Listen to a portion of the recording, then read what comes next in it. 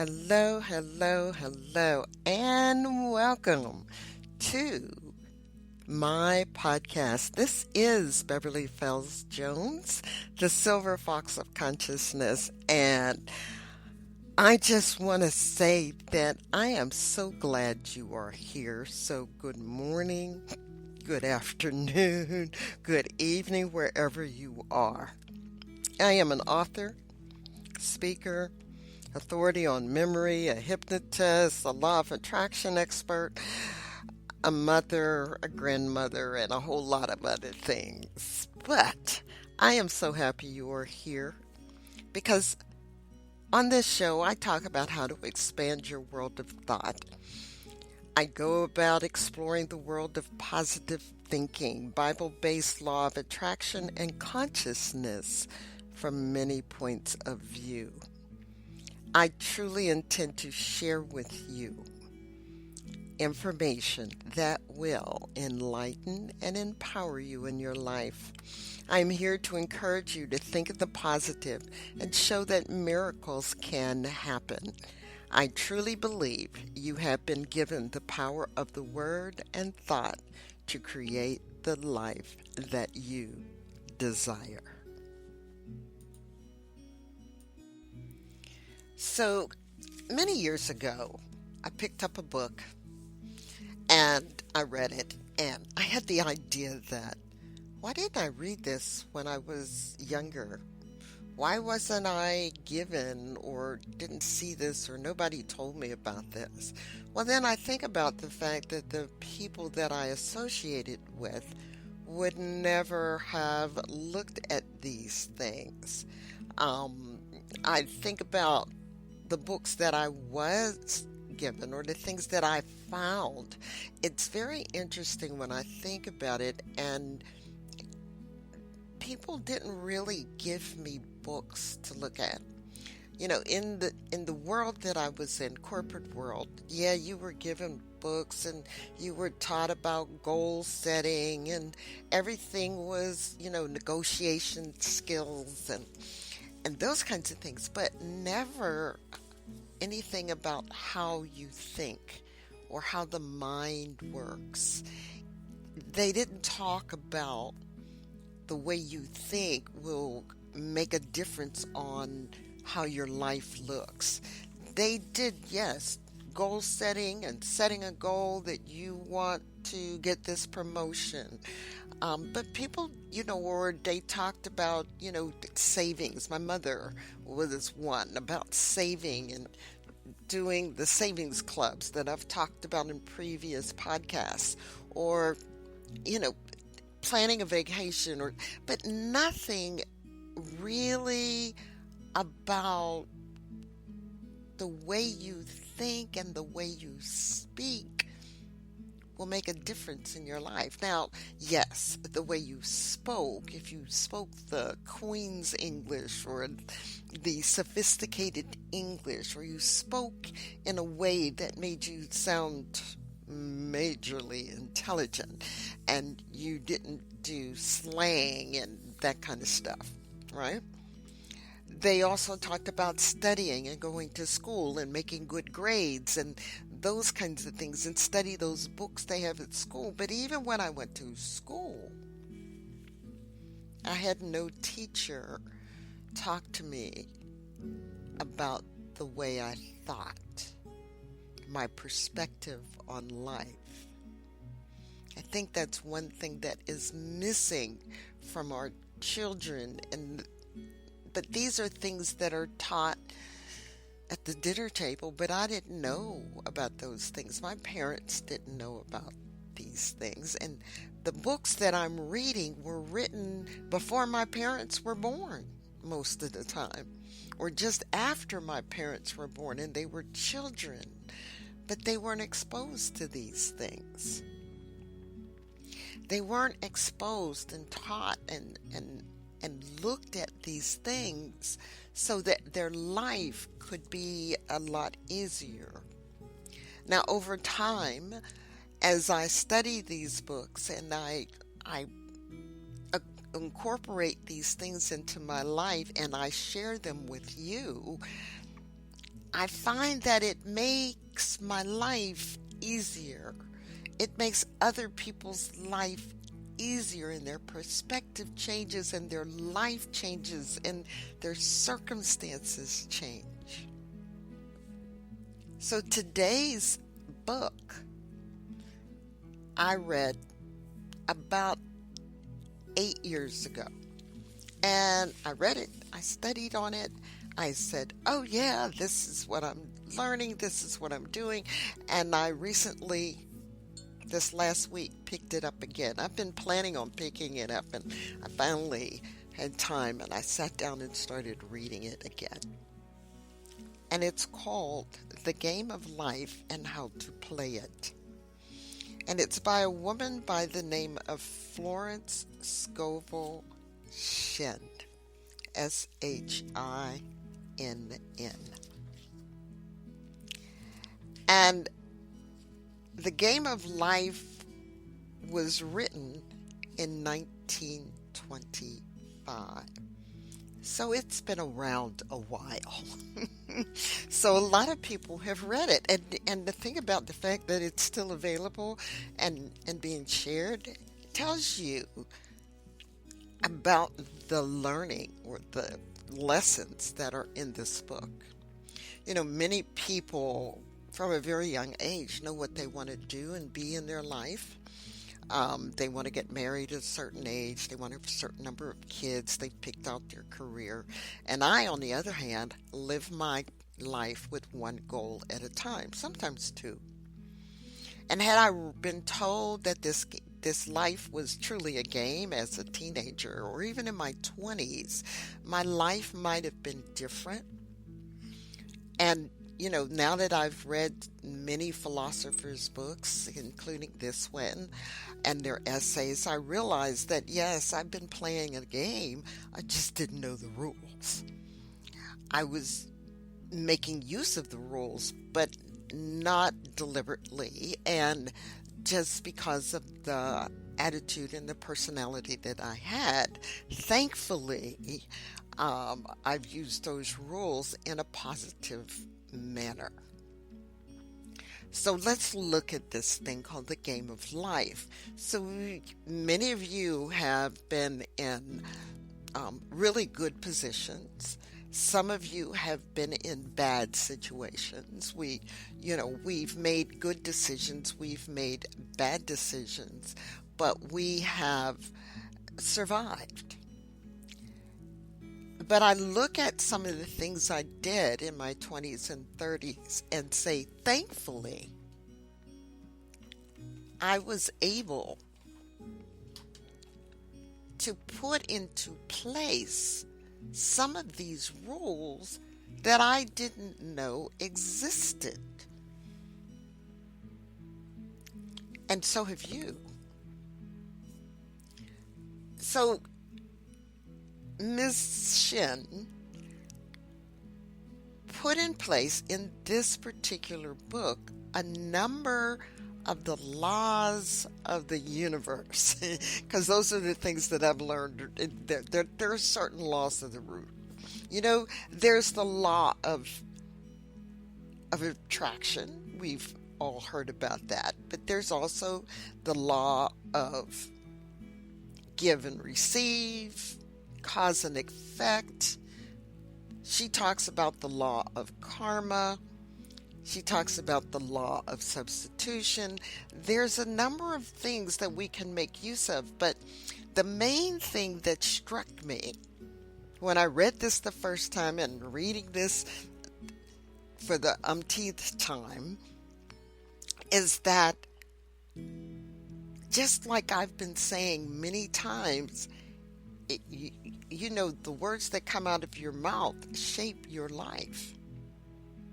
And when I go back and think about the things I said, and especially when I was on a path, I was on a mission,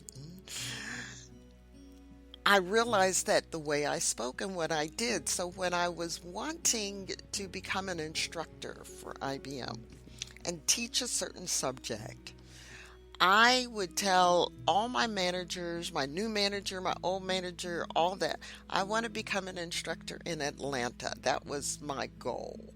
I started that quest in 1983.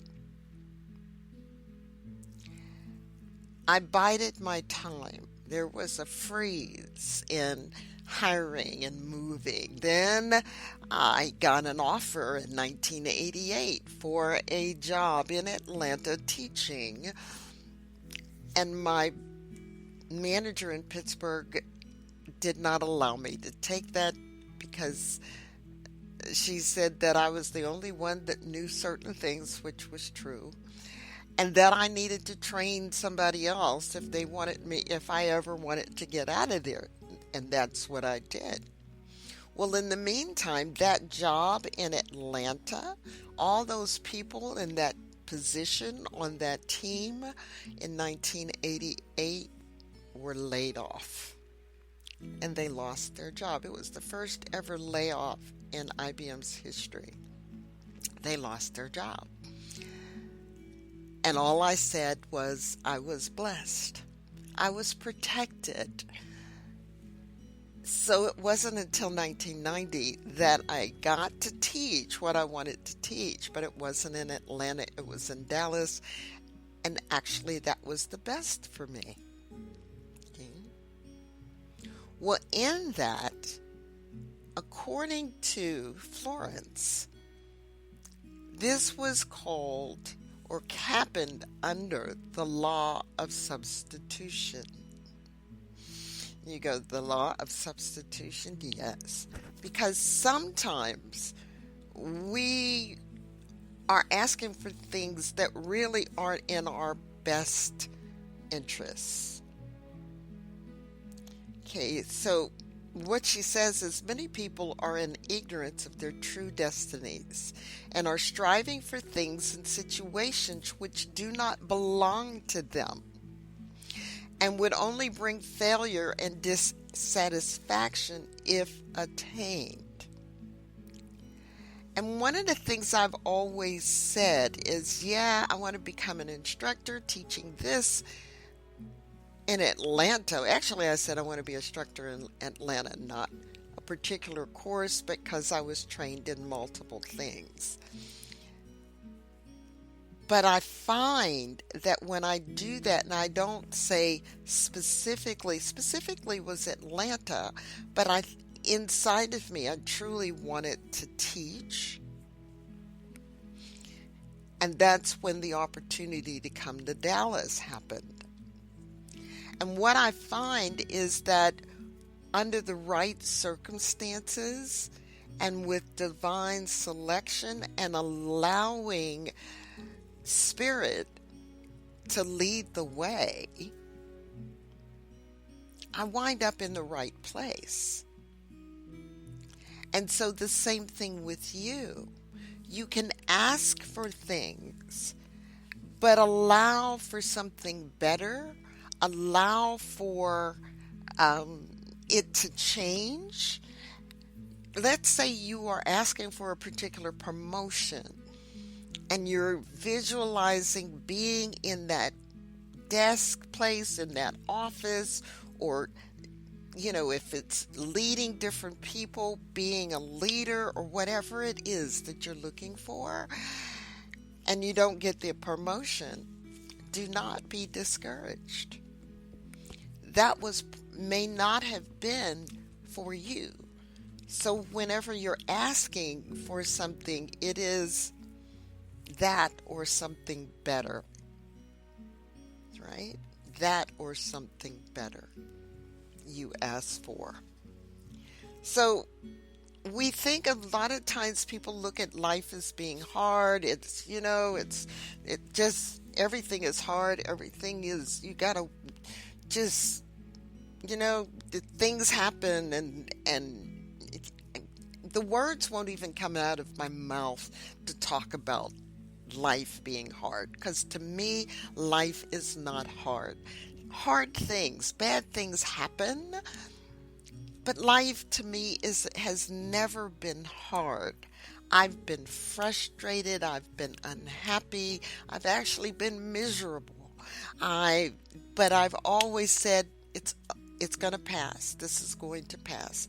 What can I do to make it better? What is it that I can contribute to make a change in this feeling? Okay. And then I figured out a way, and eventually I would get out of this feeling. I talked last week, I believe, about the seasonal affective disorder, that when in the fall and in the winter time in Pittsburgh, I would go into a depression of sorts. I had to figure out a way to get myself, why am I in this depression? I have no reason to be in a depression. I'm not, things aren't that bad. What's going on? And I figured out a way to give myself goals and directions, and I would concentrate on making something happen, in this case the big party in February, and planning and just giving myself direction would help me get myself out of that depression. And walking and exercise also did that, until there was a title for it and I realized I needed more sun and I needed vitamin D. So now I don't suffer. I begin to suffer from it, and then I go, get out in the sun, go do something, make some plans, get yourself out of that. Okay? So figuring out a way to make your life different. So Florence says, it is a game, however, which cannot be played successfully without the knowledge of the spiritual laws, and the Old and New Testament give the rules of the game with wonderful clearness. Do you hear that? The scriptures of the Old and New Testament give the rules. But a lot of times we aren't taught the rules because maybe the pastor doesn't know the rules, or maybe the Sunday school teacher is missing the point of the scripture, and therefore you miss what's going on. And she says Jesus Christ taught that it is a great game of giving and receiving, right? So to be a giver, but also be open to receive. He comes back and he says in Galatians 6 and 7, the 6th chapter 7 verse, be not deceived, God is not mocked, for whatsoever a man soweth, that shall he also reap. Now, one of the things I know is that we're always looking at everybody else. So let's stop looking at everybody else. And well, so-and-so did this and he's not being punished, or so-and-so did, she's getting away with it. Stop. We will not judge. We will not judge others. The only person you judge is you. What is it that you are sowing? Now, sowing is, what are you sowing in your thoughts? How are you speaking? And are you following through on the things that you said you're going to do? If you want to be or do or have something, are you looking to find how to do that? Or at least the first step to get you in that location or that thing? You know, so whatever you send out in word or deed will come back to you in some form. I have seen things come to me years after I have said something. And then I go back and I go, oh my God, I did say that. Oh my goodness. On my blog, which I haven't updated in forever, there's a manifestation log, and there's a story there about a couch, a sleeper sofa, a white sleeper sofa that I bought. And when I realized that I had originally asked for it and it showed up in my life. So it's one of those things. If you ask for something and you don't cancel it, it will eventually show up for you. Keep thy heart or imagination with all diligence, for out of it are the issues of life. So the or imagination is just added. Keep thy heart with all diligence, for out of it are the issues of life. And that's from Proverbs 6:25. So whatever you imagine, and I've talked about this before, that when you're asking to imagine it already being done. Because as I read her, these are things that I've been talking about. The idea that if you're looking to accomplish something and you want something such as that promotion, you're going to do the things necessary physically to help that along. But you're also going to visualize yourself in that job, in that position. If you want a new vehicle, or you want a running viable vehicle, a mode of transportation, and there's a certain kind that you would love to have, visualize yourself in it, driving it. If you're already driving a vehicle, visualize your being in the vehicle that you desire, and this or something better, and you're having the feeling of having it. She emphasizes that when she talks about your life and what you desire. But it's also about your health, your family, your relationship. It's there. So she tells the story in this. She says, what man images sooner or later eternalizes in his affair. I know a man who feared a certain disease. It was a very rare disease and difficult to get, but he pictured it continually and read about it until it manifested in his body and he died, the victim of a distorted imagination. You can make yourself sick. Somewhere in one of my podcasts, I talk about making myself sick in high school, not realizing, because I wanted to not take a test because I wasn't ready for it. And I actually got sick. And I got better about an hour or two after the test. Never thought of it because I kept asking, why did I get sick? I was perfectly fine. I was afraid to take the test. But as I learned later, it was my mind. So to play successfully the game of life, we must train our imagination. She, Neville Goddard, Napoleon Hill, Jose Silva, and many others have told us we've got to exercise our imagination, just like when we were a kid. Imagine yourself doing that.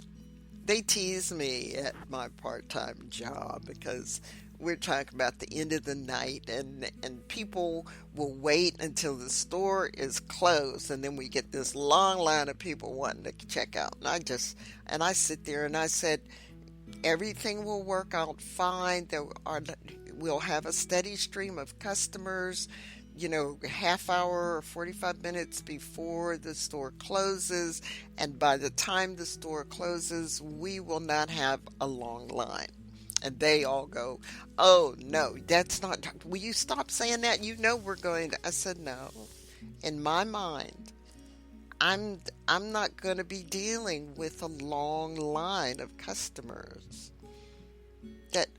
And just visualize that and just send it out that The people who are buying are going to come now. They've picked what they wanted. They're not looking for anything else. They're coming to check out, or the salesman is going to check them out. We will not have a long line at the end of the night. And if I can convince them to just visualize that, we will not have a long line. We will not in the last few times. Just think of it that way. Don't think about, all this long line and we won't get out of here on time. Think about getting out on time, getting out of here by a certain hour, and we will do that. Visualizing what I want. So by doing this, she says, a person with an imaging facility trained to image only good brings into his life every righteous desire of his heart. Health, wealth, love, friends, perfect self-expression, his highest idea. Your imagination is the honing of your mind. She says the scissors of your mind. Your imagination creates your world for you.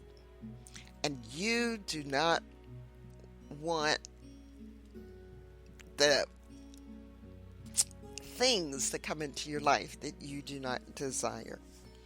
She talks about there's 3 departments of the mind. The subconscious mind, the conscious mind, both of which I've talked about. And I've also talked about the third one, the superconscious. I referred to the superconscious mind as the one that we are tapping in to the Creator. The subconscious mind is simply power without direction. Your subconscious mind accepts whatever you tell it. It doesn't say it's good, it doesn't say it's bad, it doesn't say it's right, it doesn't say it's wrong. As you keep feeding that information over and over and over again, and even if it's a lie, you will begin to accept it as truth. You keep telling somebody they're not good enough, they're not smart enough, they're not pretty enough, and if they're smart, pretty, and good enough, they'll start believing that they're not. Because they've been told over and over and over again, and their personal view, their worldview will be tainted by the information that has been fed into their subconscious. So feed the good stuff. In the book The Help, the movie The Help, the maid was teaching the young girl that she was good enough, she was pretty enough, and she had her say it every day. So whatever you do deeply with images and with feeling is impressed upon your subconscious mind, and your subconscious mind will carry out that idea in detail. This was very interesting as she tells this story. A woman I know, when a child, always made believe she was a widow. She dressed up in black clothes and wore a long black veil, and people thought she was very clever and amusing. She grew up and married a man with whom she was deeply in love. In a short time he died, and she wore black and a sweeping veil for many years. The picture of herself as a widow was impressed upon the subconscious mind, and in due time worked itself out, regardless of the havoc it smeared. Now, if you first read this, you go, well, how'd she wind up picking a man that was going to die? Well, that is how the universe works.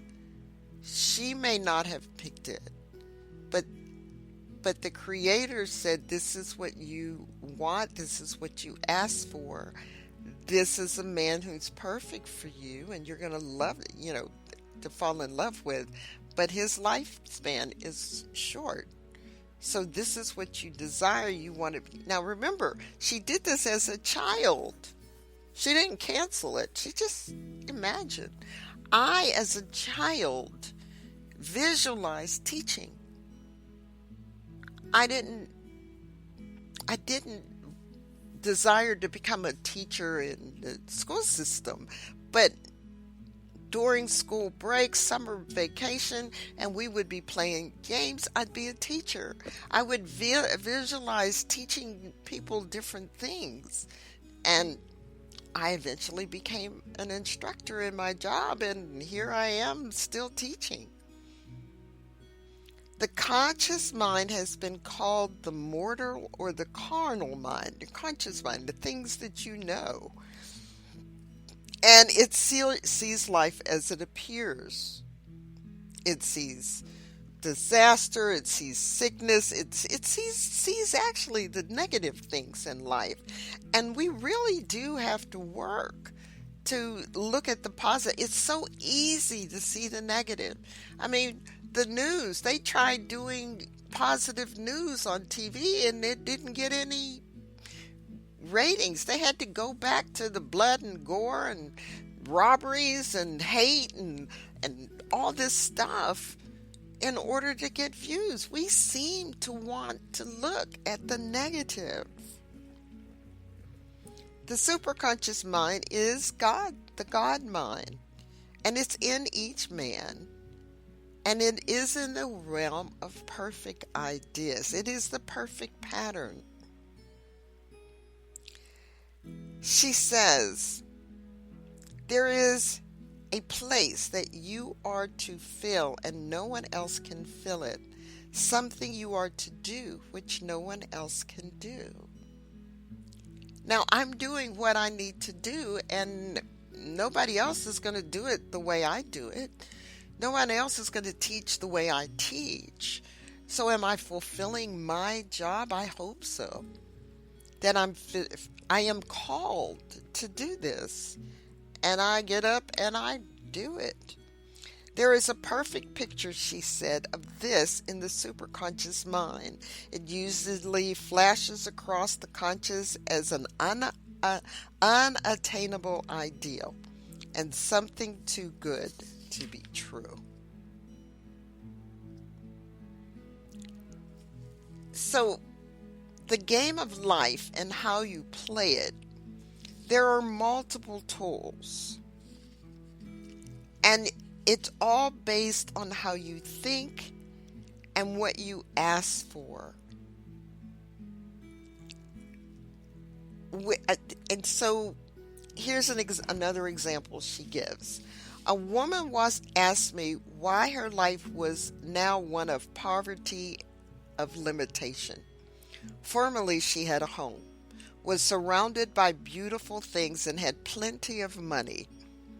We found she had often tired of the management of her home and had said repeatedly, I'm sick and tired of things. I wish I lived in a trunk.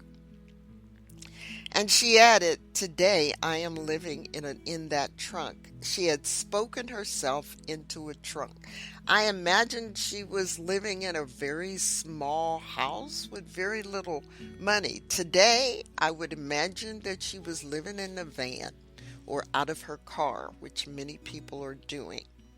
She said the subconscious mind has no sense of humor, and people often joke themselves into unhappy experiences. Another example she gives, a woman came to me one hot summer day for a treatment for prosperity. So when we work with people, in her term, she called it a treatment. In the science of mind teaching, it's called a treatment. In mine, it's a blessing, it's a prayer, it's a way of seeing for you or for one of my clients a circumstance that they desire. So she calls it a treatment. She was worn out, depleted, and discouraged. She said she possessed just $8 in the world. I said, good. We'll bless the $8 and multiply them as Jesus Christ multiplied the loaves and fishes. For he taught that every man had the power to bless and to multiply, to heal and to prosper. She asked, "What do I do next?" I replied, and I say this to you also, those of you who are listening, follow intuition. Have you had a hunch to do anything or to go anywhere? Intuition means that you're got a feeling deep inside of you. It is your guide. If you feel something in your gut and that you really should do it and you keep being drawn to do that, and I've got all kinds of times when I didn't follow it and what happened. That's also on Commanding Your Life in the manifesting log. So you deal with it. And the woman replied, "I don't know. I seem to have a hunch to go home. I've just enough money for car fare." Her home was in a distant city and was one of lack and limitation. And the reasoning mind or intellect would have said, "Stay in New York and get work and make some money." I replied, this is Florence, "Then go home. Never violate a hunch." I spoke the following words for her, and this is part of her treatment. Infinite Spirit, open the way for great abundance for, and the person's name. She is an irresistible magnet for all that belongs to her by divine right. I told her to repeat it continually also. So let me say it for you. Infinite Spirit, open the way for great abundance for yourself. She is, or he is, or I am, really, an irresistible magnet for all that belongs to me by divine right. She left for home immediately. In calling on the woman one day, she linked up with an old friend of her family.